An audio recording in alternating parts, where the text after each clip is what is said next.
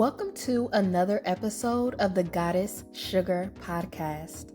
I trust that you are arriving in gratitude, love, and all the magic the universe has to offer because you are very much magical. A gentle reminder before we dive in. Everything that I speak about on my podcast comes from my personal truth, experiences, and journey. Take what resonates with your spirit and leave what doesn't. This is a space for exploration and not perfection. Trust your own path and let's walk this magical journey together. Before any episode, I think it's important for me to acknowledge the people and the forces that have brought me here today. Thank you to my divine pantheon for trusting me with your ancestral wisdom. Thank you to Spirit for being all things. Thank you to the universe for holding the cosmic beauty of our infinity. Thank you to my ancestors who walked before me. Thank you to my sacred guides for holding my hand every step of the way. Thank you to my family, friends, mentors, teachers, and the collective who support me in this physical realm. And thank you to myself for daring to live as the goddess that I am. I'm back.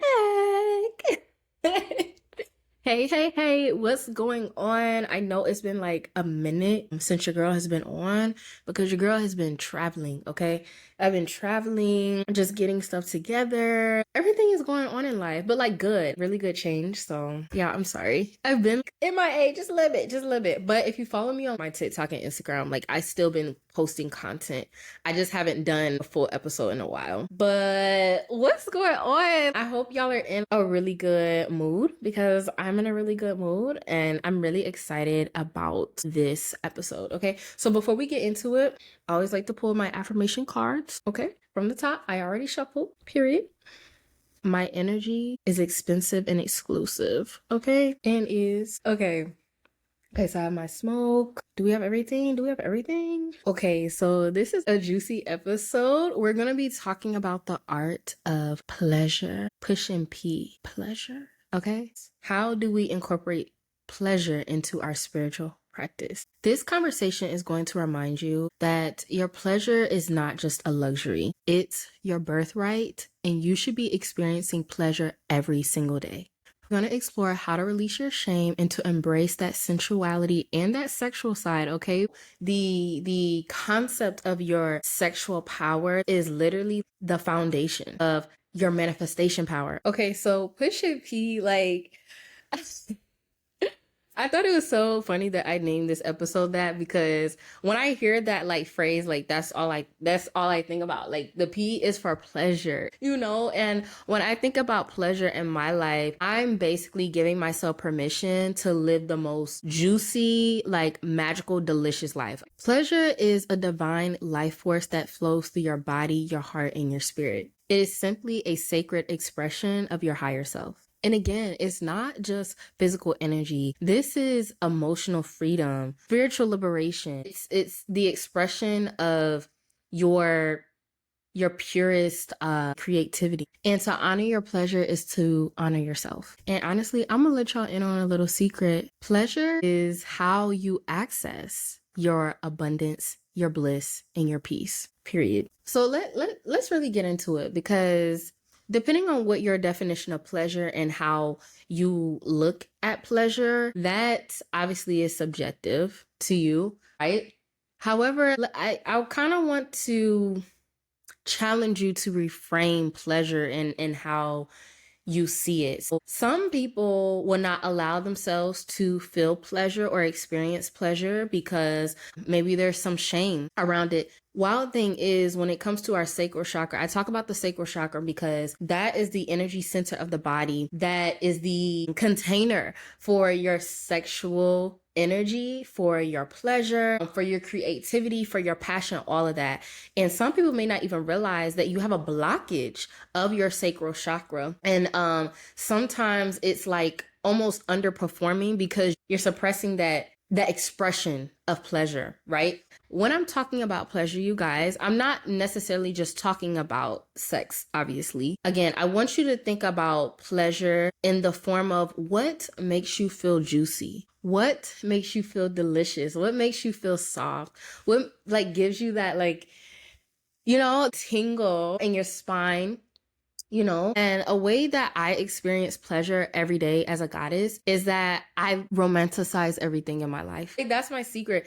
People think that like I'm just lucky. No, the reason why I'm able to manifest so easily and like really enjoy my life is because I incorporate pleasure into my daily life. Okay. So by romanticizing everything I do, it's not just, oh, I'm going to romanticize when I'm going on a date or anything like that. No, I romanticize when I'm able to take care of myself. I romanticize going to the gym. I romanticize my glamour magic. So when I do my makeup, when I do my hair, you know what I mean?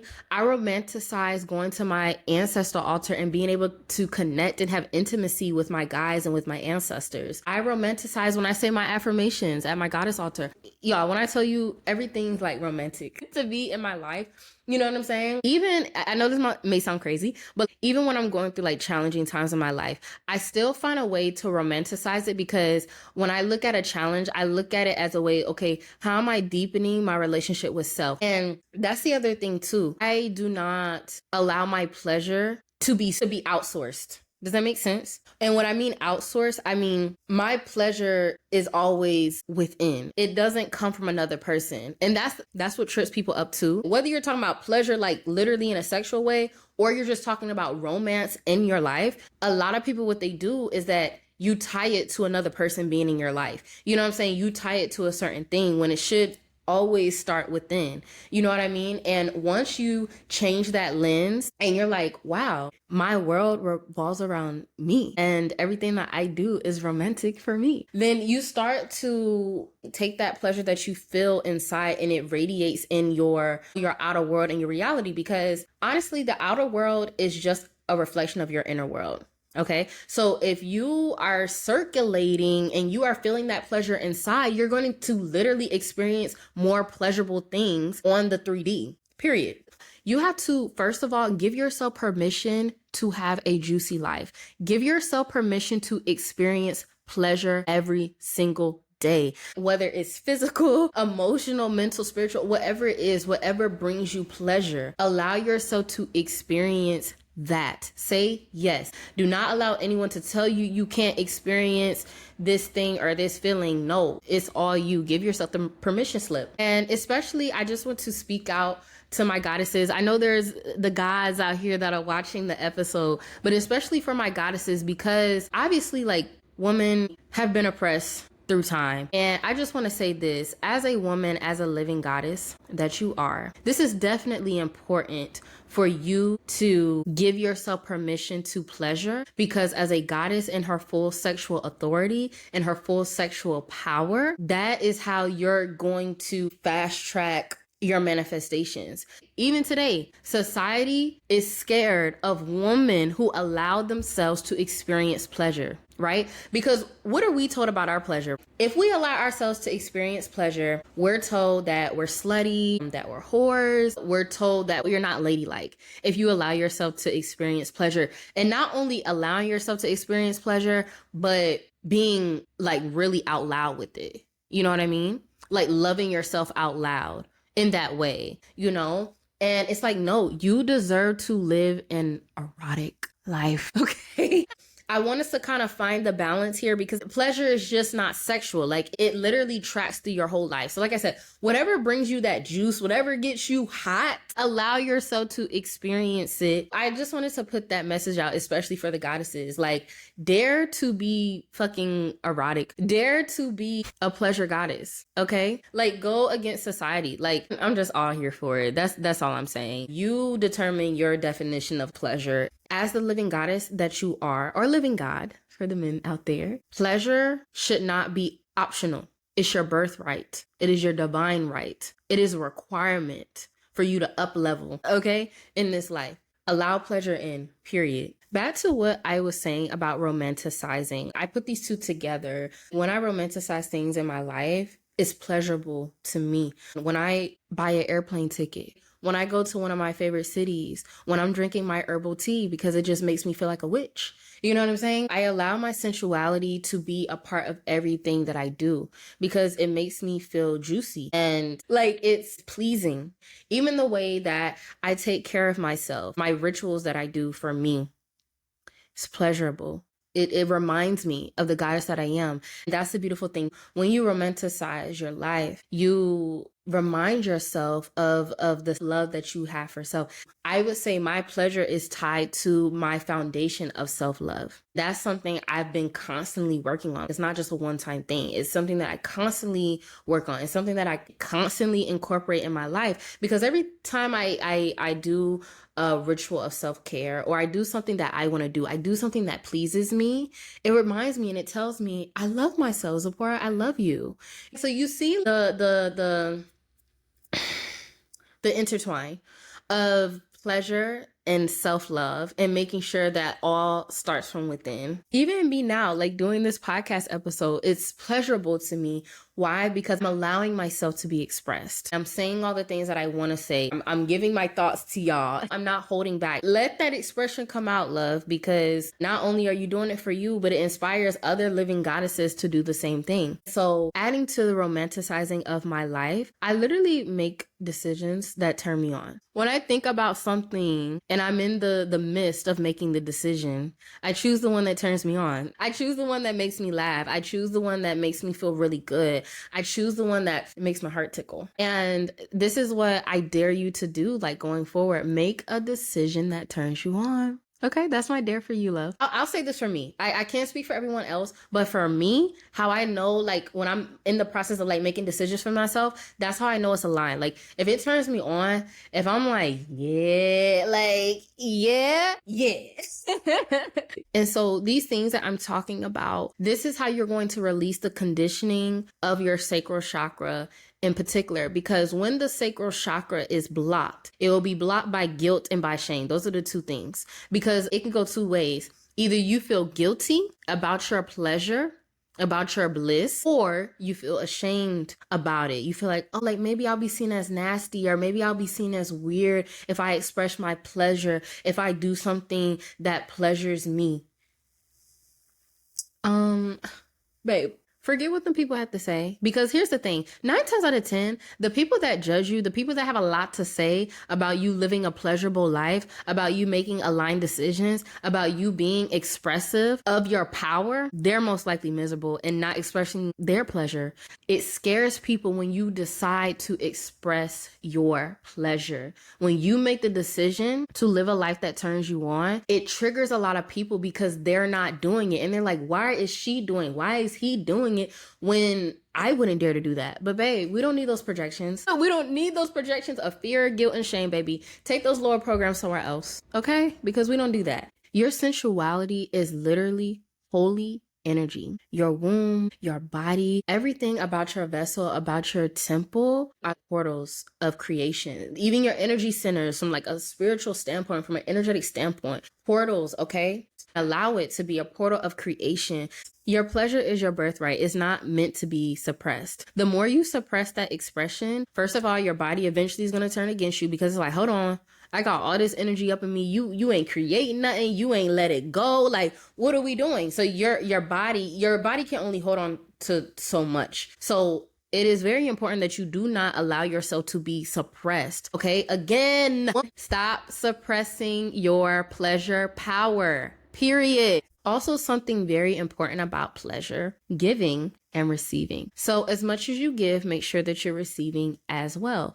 It's a perfect balance. The more that you allow yourself to receive pleasure, you open up and you expand your abundance capacity. Okay? As I'm talking about this pleasure energy, sacral chakra energy, you take advantage of your life force energy. Literally, that's what sexual energy is. Like, sexual energy can be creative energy. It can be healing energy. Like, I don't know if y'all have ever like met a person like this, but someone who has a lot of sexual energy that people would describe it as, it can also be very healing, because we're talking about the life force energy that is naturally within you. So use that to create, use that to express. Push that pleasure, okay? Use it as a magnet for manifestation in your life.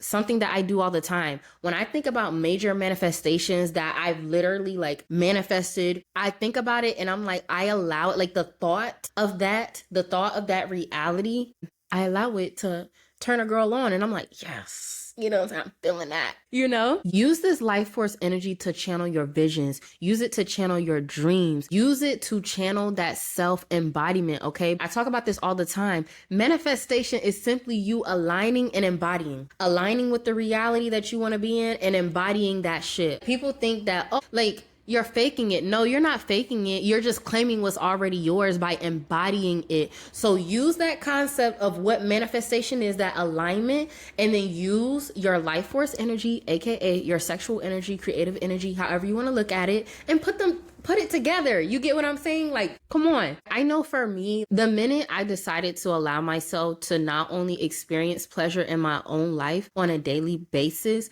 but also like be expressive and like so confident in it that I don't care what anyone has to say. It's been a avenue of liberation for me, because I can't speak to everyone else's story, but I know for me as a girl growing up, you know, I was told that, you know, pleasure is nasty and like, you know, you shouldn't do those things. And there's certain ways that a lady can only experience her pleasure. And even so, you have to keep it hidden. Like, no. Like I said, pleasure in both a sexual way, but also in a creative way, and just overall life. Like I said, overall life force. This is all, it's a lot of overlap when I'm talking about this. And so don't allow it to be suppressed. Don't allow it to be hidden, because that's a part of you that if you don't allow it to be expressed, eventually it just gets put on this back burner and it becomes part of your shadow self. And you don't want that. No, she wants to be expressed. Okay. You have to break these cycles of oppression, scarcity, and survival mode. Break it with your pleasure power. Allow it to fuel your confidence and your creativity. Okay, I would even say that me incorporating pleasure into my spiritual practice has upped my confidence so much, because as I explained in another episode, I wasn't always the most confident girly. And part of it was because I was suppressing so much of myself to fit in the box that I feel like I had to be in based on societal standards or based on people around me, you know? And once I really allowed myself to be like, hey, I'm going to express what makes me happy and what makes me feel juicy and delicious. I mean, I did a whole 180 with my confidence. You know what I'm saying? I even think about myself years ago. I'm like, I would have never expressed that out loud like 5 years ago or whatever. So allow it to be fueled. Pleasure is such a beautiful thing if you allow it to be and you really change your perspective on it, you know, because I don't think it's fair that it's okay for some people to express pleasure at certain times. No, we're all worthy of expressing and experiencing pleasure all the time. So I dare you to allow yourself to be free, allow yourself to be liberated, and push that pleasure, okay? Period. Thank you for sharing this sacred space with me today. Remember, your pleasure is your power. Your joy is your liberation. Your radiance is unstoppable. Keep romanticizing your life. Keep choosing what feels ever so good. And never apologize for being turned on by your own existence. Period.